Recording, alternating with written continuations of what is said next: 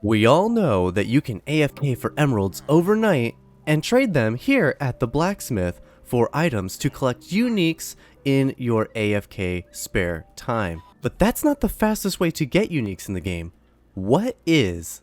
My name is WinterTooth100. If you guys enjoyed this video, please be sure to leave a like and subscribe. It's very important to note that when you select a level to play, whatever appears down here at the bottom, only unique versions of these items can drop within that level. So if you're looking for something incredibly specific, you're going to want to know what its common version is and look for the level specifically that drops that, or you will never find it within the game. Having said that, there are two levels within this game that are incredibly potent for running for gear. That is the Desert Temple and Soggy Cave. If you don't have Soggy Cave unlocked, there will be a card in the eye in the top right hand corner with a little tutorial to teach you guys how to unlock it. Let's start with the Desert Temple. Be sure to run it at any difficulty you are capable of running. Preferably, you'll run it as high as you possibly can though. So I'm going to run it on max difficulty on Apocalypse because I want a chance to get the highest level uniques. Now, before we run through the level, you have two options here. If you are not feeling super confident, you're going to want to keep your artifacts that will help you in combat. Otherwise, go ahead and swap out your artifacts for as many speed-related items as you can. I personally only keep one of each artifact, so I'm going to run the Ghost Cloak and the Boots of Swiftness, and occasionally I might use the Light Feather. In combination with this, my armor has 25% artifact cooldown and 2 cooldown enchants, which give us an additional 27% cooldown reduction, for a grand total of 79% artifact cooldown. Basically what this means is my artifacts will cool down pretty much instantly.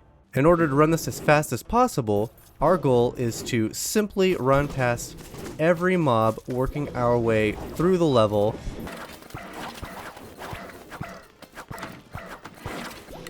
We need to go collect the key to unlock the gate.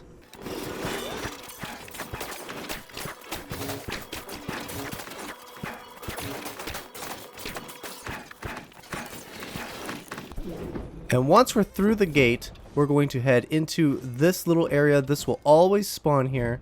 And on the top corner, when we hop over using the feather, you'll get a gold chest. And if we continue up and around down this little area, we'll get a secret entrance to open.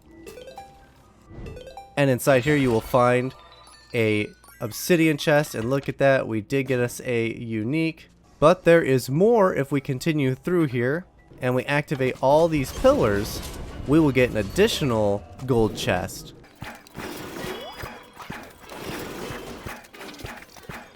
With a little luck, you can get this level down to just a few minutes, and as soon as you have all the chests, simply return to camp and restart the level.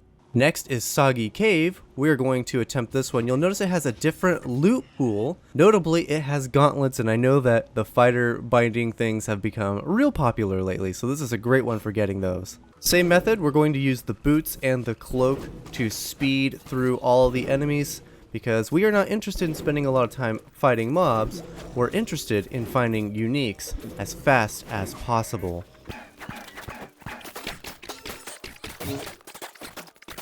Once you're inside the cave, if you know how to jump over and skip, that's the preferable method. But if you're like me and that's sometimes a little too tricky to actually accomplish, you're going to want to put on your main gear. This is because we will be fighting our way through it, and you want to be careful that you don't accidentally unalive.